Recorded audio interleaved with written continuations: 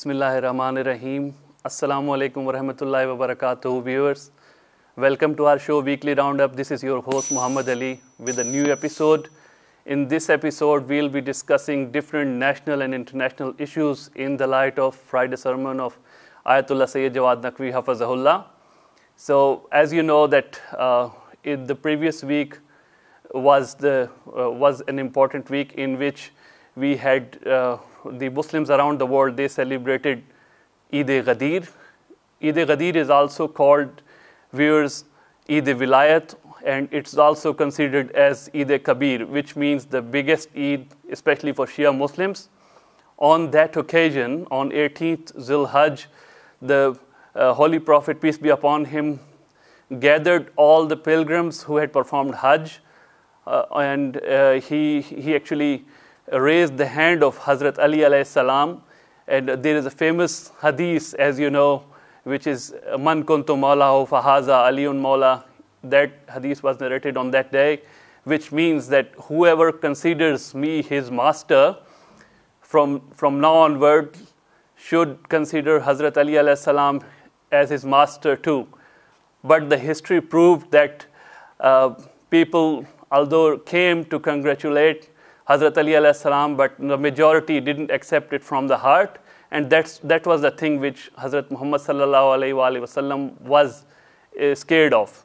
But on that day, Allah subhanahu wa ta'ala completed deen, and as you know, viewers, that actually wilayat doesn't mean only loving your wali, because wilayat is actually the system through which Allah subhanahu wa ta'ala runs this universe.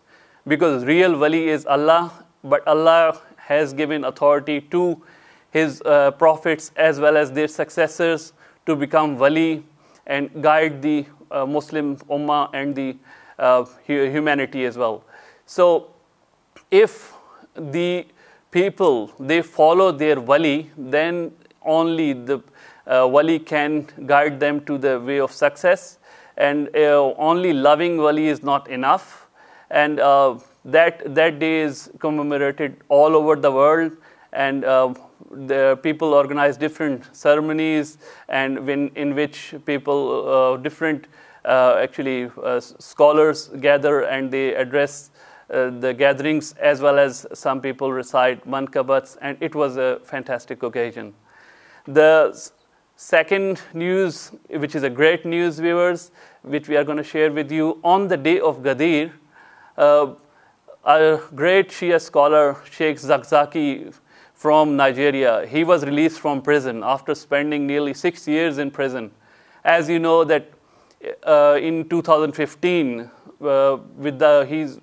without any charges or anything, the government of Nigeria, Army of Nigeria, raided his Islamic center in Nigeria, and his several sons were killed along with many followers. Many people were injured on that day. He was arrested along with his wife even when he was injured. So he has been sick during the whole tenure, and but he's passed inside the prison, but he hasn't received sufficient amount of medical treatment. Once he was, because of the international pressure, once he was actually taken to India for the purpose of medical treatment, but unfortunately the government of India and the people of India didn't treat him really well. And Sheikh Zakzaki, as we know, he is the true follower of Imam Hussain alayhi salam, so he said that he's happy to live in the prison, but he is not going to put up with humiliation what he faced in India.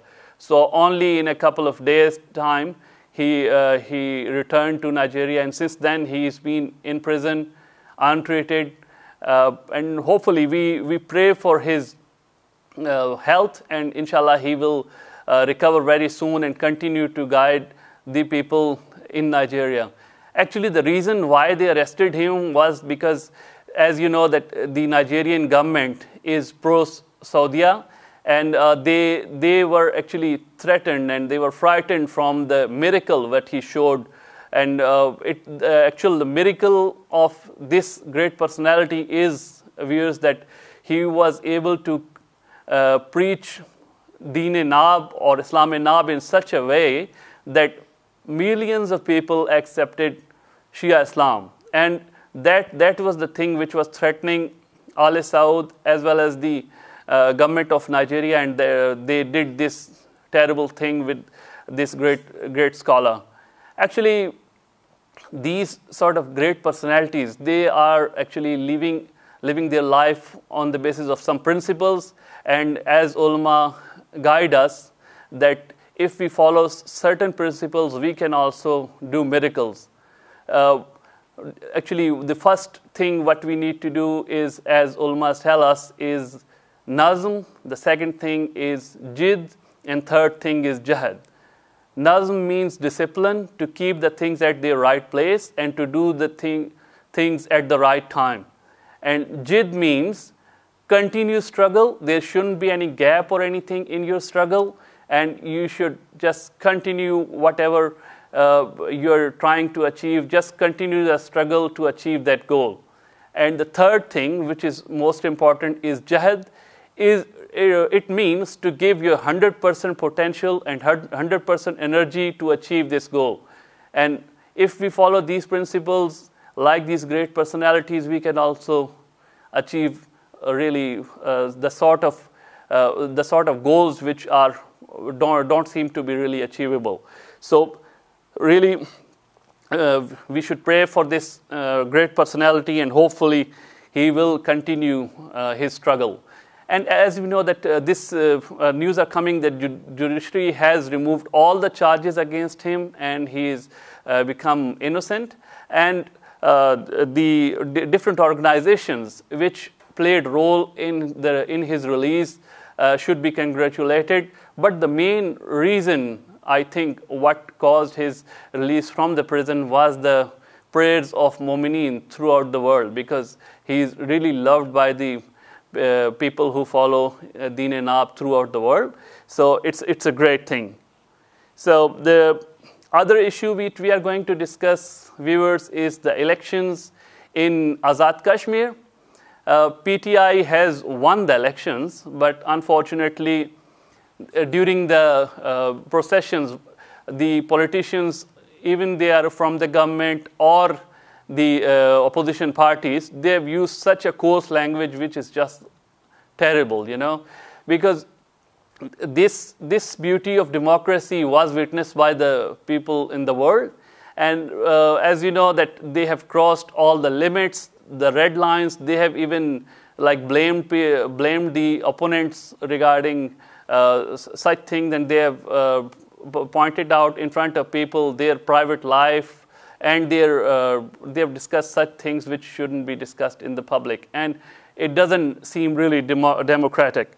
So in one of our Prime Minister, Mr. Imran Khan, he addressed the people twice during this election campaign. So in one of his addresses, what he said, actually he told people that he will be organizing 2 referendums in Azad Kashmir if his party succeeds.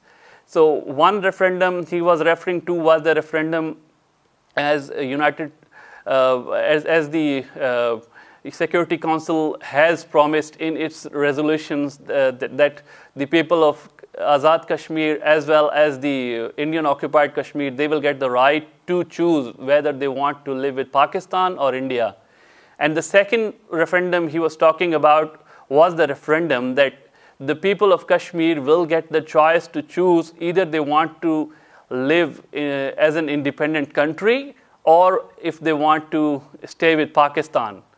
So this is something which is actually contradictory to the interest of Pakistan, because as we know that this has been policy of Pakistan, and our foreign ministry and all the previous prime ministers and the state heads, they have been telling that they want Kashmir to become the part of Pakistan. And it's a famous slogan, as you know, Kashmir banega Pakistan, which means that Kashmir will become part of Pakistan. So we have to analyze this statement of our Prime Minister. Either it's a shift of our policy, or it's just a political slogan to attract people and get them to vote PTI. So this sort of policy actually it started at the time of President Musharraf, the ex-dictator. He brought this theory that the Kashmiris, they may get the right to choose to live independently. And actually, as we know that all the state heads, whichever country we talk about, they devise their policies of the government which are securing the national interest of their own country. If you talk about Iran, they just talk or make the policies according to whatever suits their country.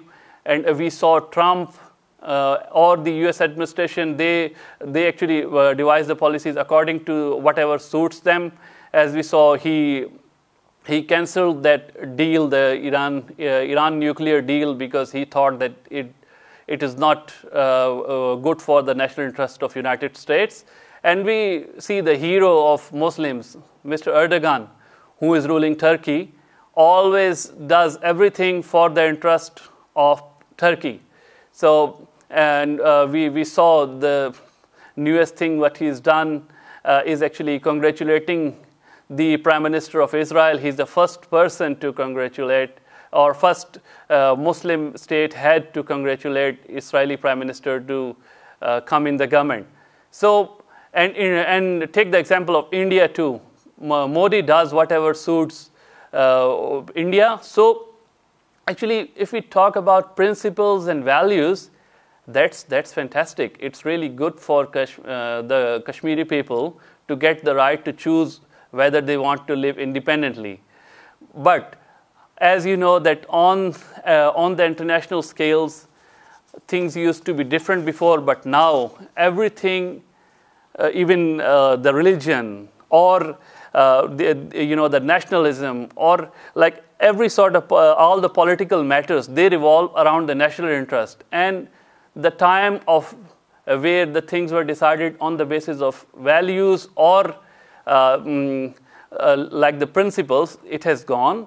And our Prime Minister, he should be really careful about what he's saying, because it means a lot, and we can't take him lightly too, because time has proved that because he's got some great spiritual powers.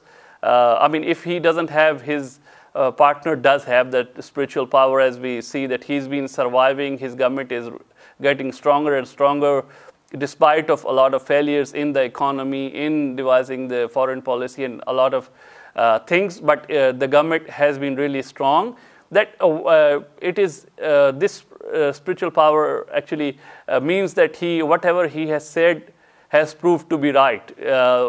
Like take the example of before the elections in India, he said once that if Modi comes into power, then I see that the issue of Kashmir will be resolved. And the world saw, although Kashmiris didn't get independent, the Indian-controlled Kashmir, but the Prime Minister of India, Modi, he actually got rid of that special status of the Kashmir, and now Kashmir has become the part of India. So, in his terms, they have actually resolved the issue of Kashmir. So, whatever our Prime Minister is saying, I mean, we shouldn't take him lightly. And as we know that Pakistan has always devised its policy according to the national interest. As we take the example of recent things which are happening in Afghanistan, Pakistan is trying to safeguard its own interests, because if they only look after the interests of Afghan people, then it might not suit Pakistan. So, as we know that all the countries in the world, they are only keeping their own national interests at their top priority. Like the Arab countries, take the example of Arab countries, as we know that nowadays what's happening inside Middle East, viewers that United Arab Emirates as well as Saudi, they are fighting with each other on the basis of national interest. People used to think that the Arab countries, they are really close to each other and they are really united, but time has proved it wrong.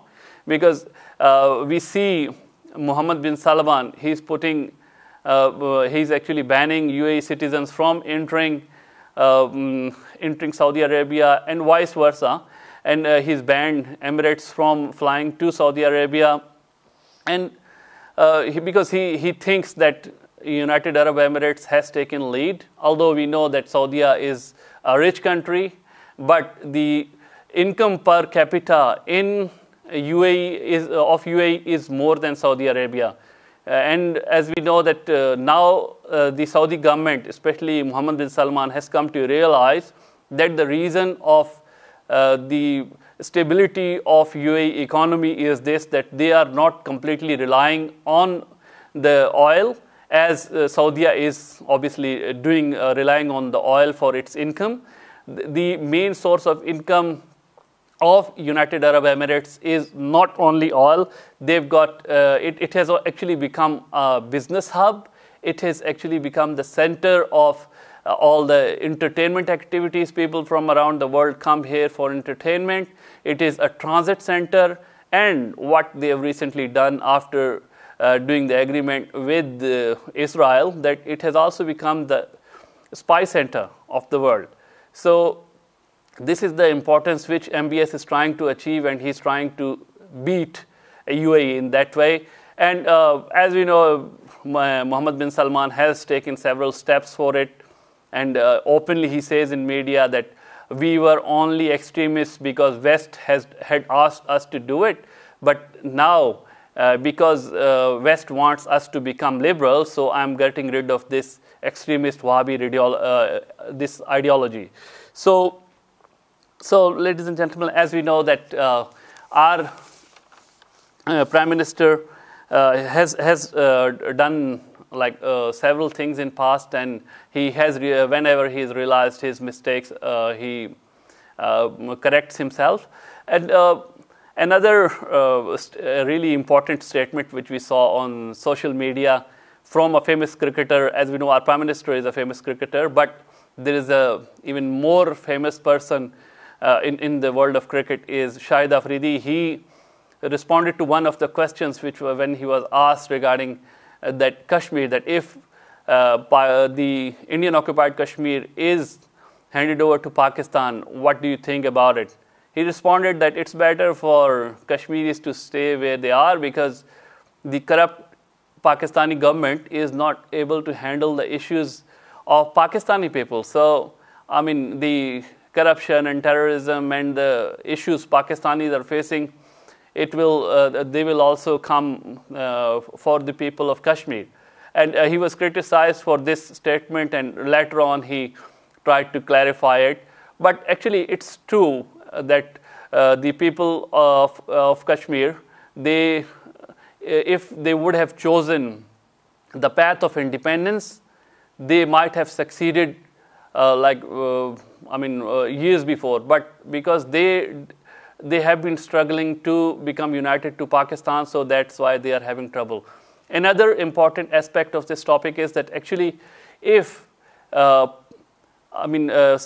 of our rulers, they are talking about giving independence to Kashmir, complete independence, then they should really read the history that historically the Kashmir has been a large area.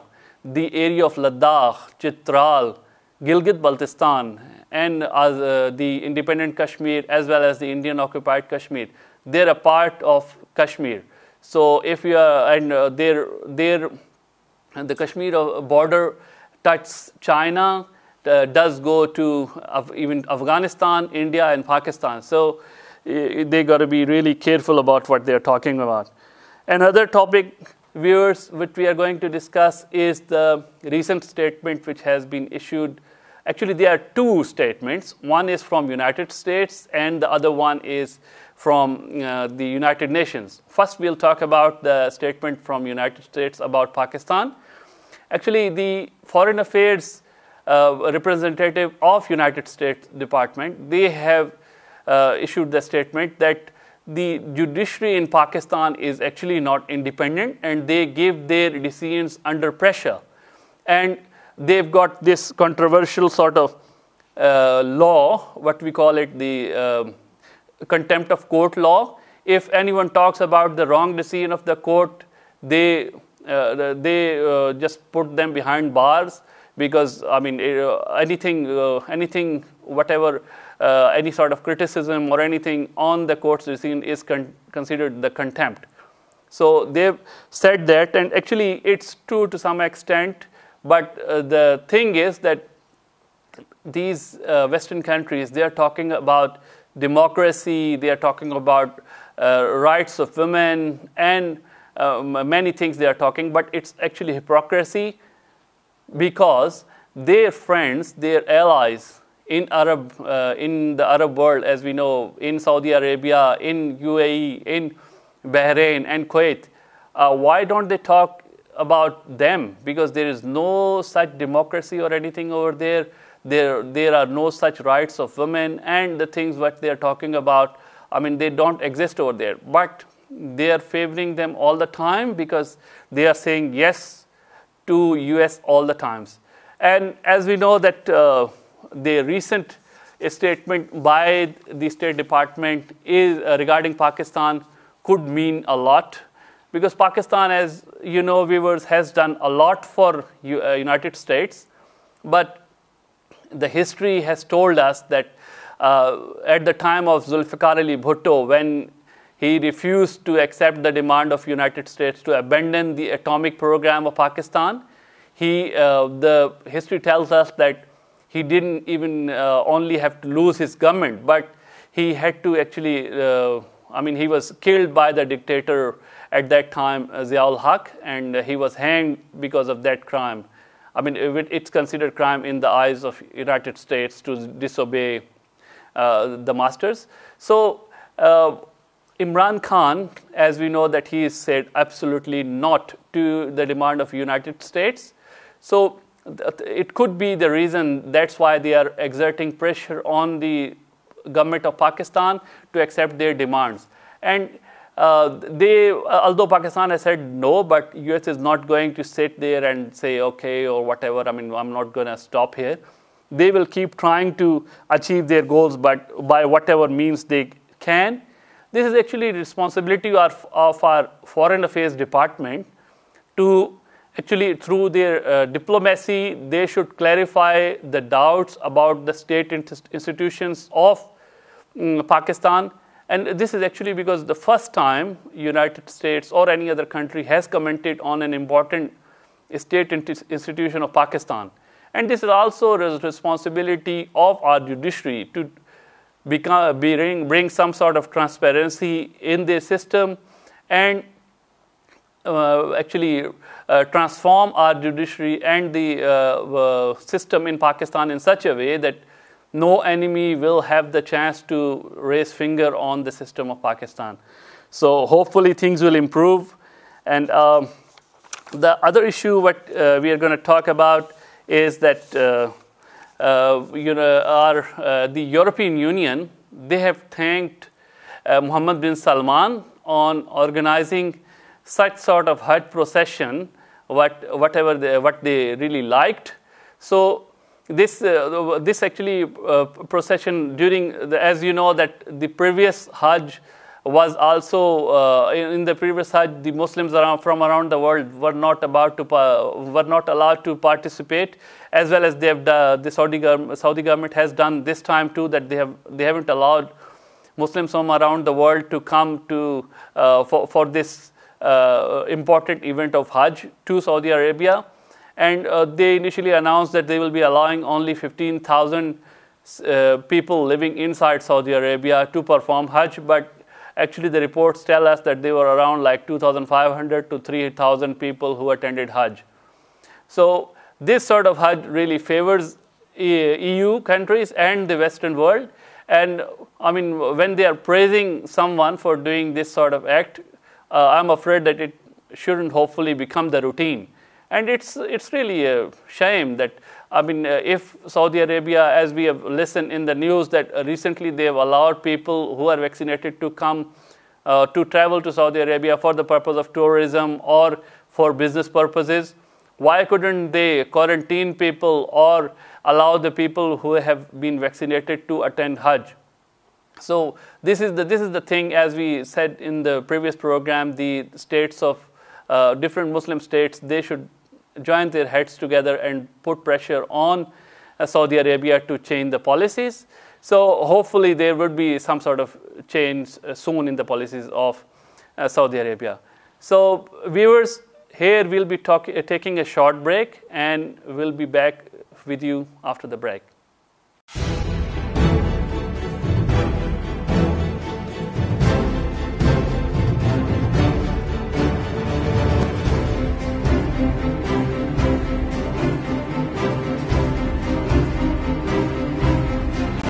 Welcome back from the break, viewers. So we were talking about different issues which have occurred throughout the world in the light of Friday sermon of Ayatollah Sayyid Jawad Naqvi Hafazahullah.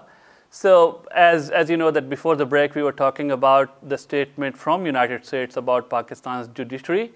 Now we will discuss the statement by United Nations regarding Pakistan.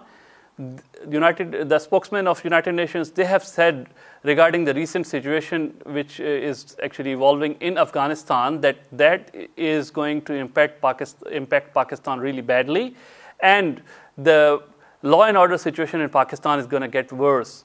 And they've said that actually the Taliban factor or the terrorist factor which is present inside Afghanistan now are going to increase their attacks on Pakistani military and the Pakistani people. And this fear has been expressed by our Prime Minister as well. And recently what we see in his statement, that he said that if Pakistan allows United States to use Pakistan's land or air or the air bases to attack Taliban, then Pakistan itself is in danger, because there is a danger that the suicide attacks and the different attacks will escalate. So this is actually quite crucial, as we know that the month of Muharram is approaching. So government as well as the public, they have to be really vigilant about it. All the protective measures, the security measures should be taken, and the people who are actually putting fuel on this fire of sectarianism should be banned and should be kept inside the prison until the situation doesn't actually settle down. And this is a sort of threat, as we know that Taliban have been taking over different areas in Afghanistan, and there is a fear of a civil war over there. And whenever there is disturbance in Afghanistan, directly the situation in Afghanistan is directly proportional to the situation inside Pakistan. And the fear is that if the that civil war erupts inside Afghanistan, then there will be an influx of Afghan refugees to Pakistan, although Pakistan has said that they will close the border, seal the border, but it's a huge border. Although we have sealed 90, we have put that the obstruction on at the border, 90% of the border has been cordoned off, but but there are some ways from where these refugees can come in Pakistan, and Pakistan is not in the condition at all. The economical condition of Pakistan is terrible. Without the international support, they can't handle that. So the next issue what we are going to discuss, viewers, is actually our Prime Minister. He has actually planted a tree. We saw the footage on media in Natia Gully, and he was accompanied by his pet dog. The name of that pet dog is Sag.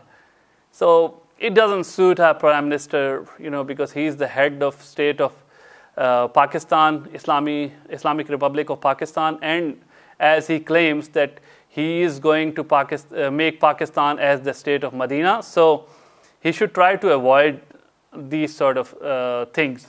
And if he doesn't have that in mind, and by mistake he has brought his dog or anything on some sort of official things, then the media should avoid it, taking the photos of the dog along with our Prime Minister, because it doesn't suit the personality of our Prime Minister.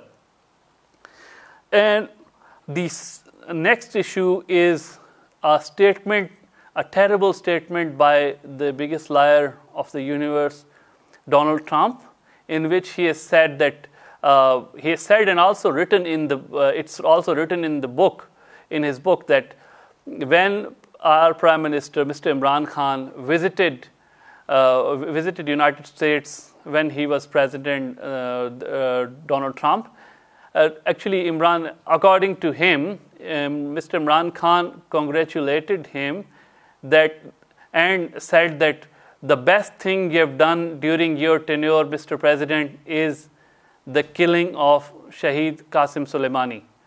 And that is just ridiculous, and it's unbelievable. And no one is going to believe that, because as we know that the great personality of Sardar Qasim Soleimani, how important it is for the Muslim Ummah.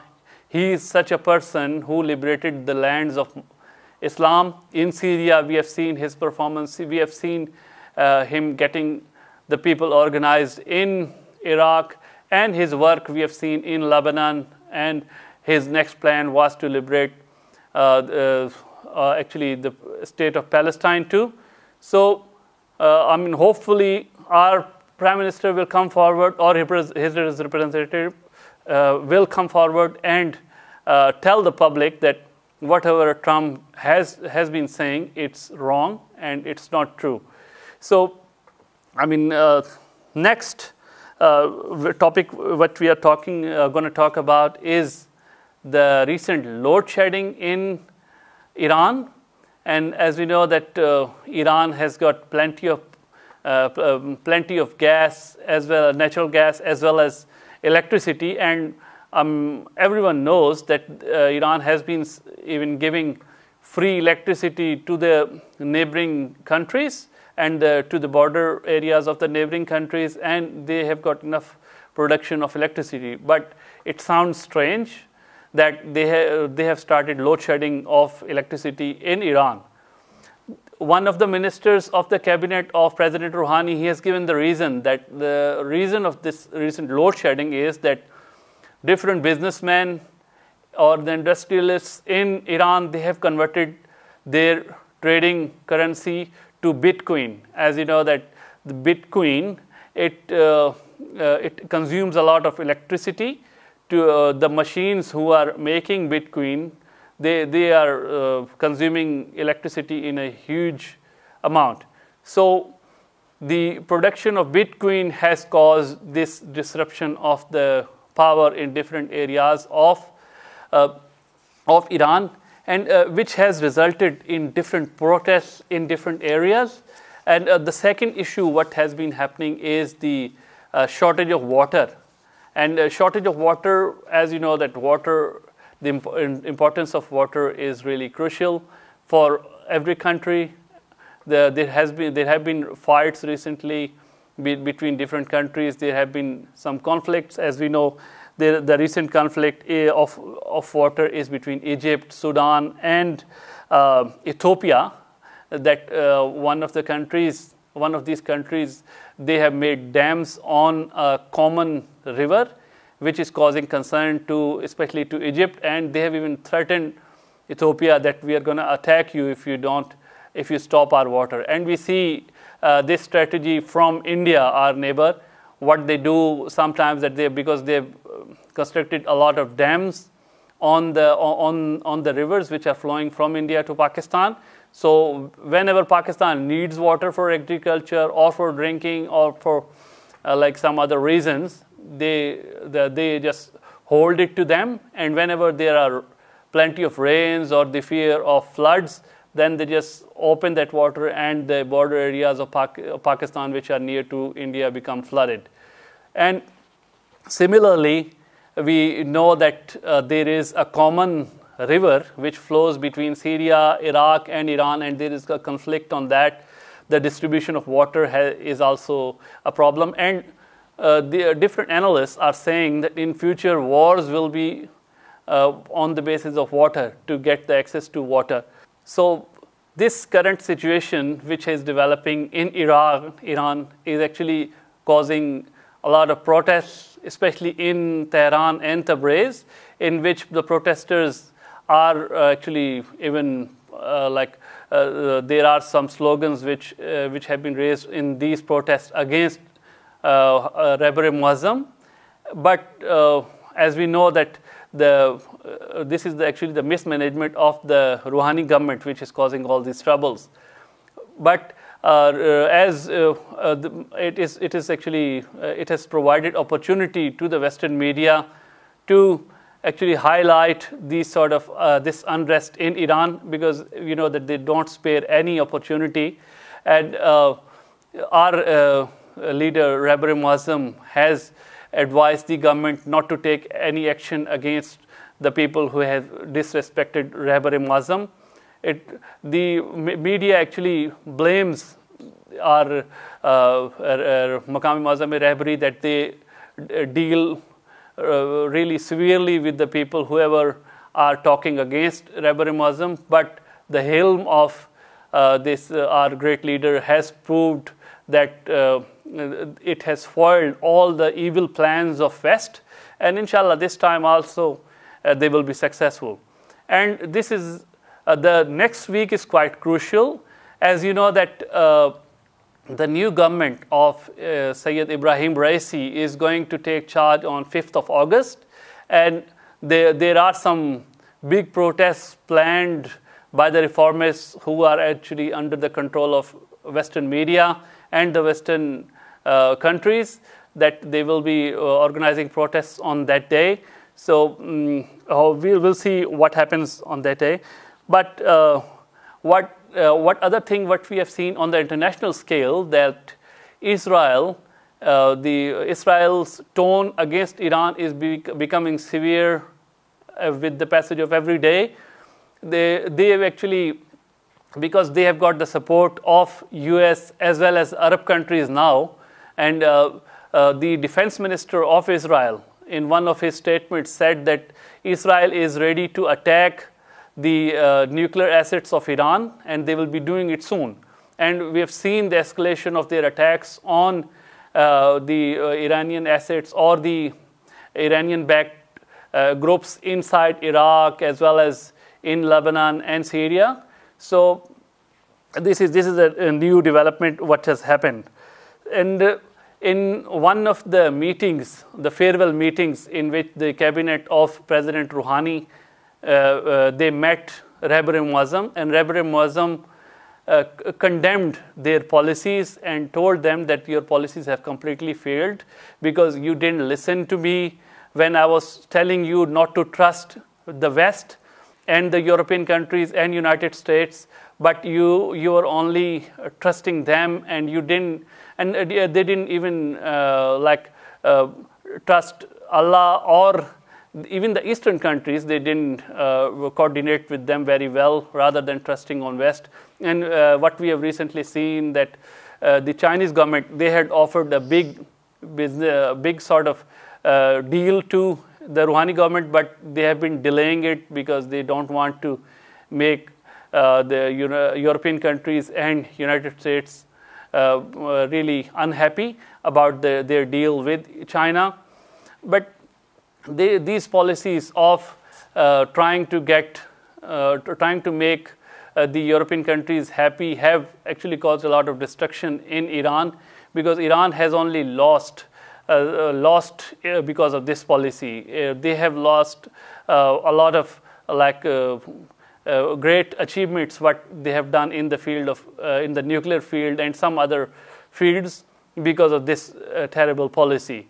And Pakistani authorities, they have got a lesson to learn from this failure of the Iranian government's policy, that they should never trust United States and the European countries, and whatever their dealings are, they should keep after taking their national interest as their priority, because the history has proved that the Europeans as well as Americans, they don't stick to their words, and they don't want the stability in the countries in the Eastern world, especially Pakistan and Iran. And the next week is really crucial on the international scale, and hopefully the law and order situation in Iran will improve and the plans of enemies will be foiled once again. So, viewers, this is all from this week, and we'll be seeing you next week with the new episode and with the new issues. And till then, goodbye.